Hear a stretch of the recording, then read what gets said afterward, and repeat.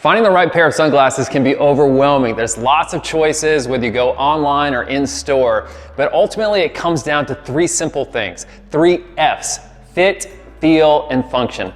Does the frame fit you? Is it comfortable when you put it on? Is it a good bridge fit? You'll notice this is a saddle bridge, so I'm getting full contact. That means it's gonna be comfortable throughout the day. The temples are going straight back, and so it's not flexing, it's very comfortable. It fits well. It's not falling off my face.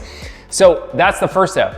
The next F is feel. What is your personal style? You have to determine what kind of style you want. Are you more bold, more minimal, or do you want something that really stands out? This one here fits me well, but you also know that it kind of fits my style. And so it's a little bit more minimal, comfortable, and it just kind of fits my vibe. So once again, fit, it fits well, it feels good, it fits my style, and then ultimately you have to think about function as well. Are you gonna put on that pair of sunglasses? Is it something that you feel confident wearing and you're gonna be able to put it on and it's gonna shield you from the sun?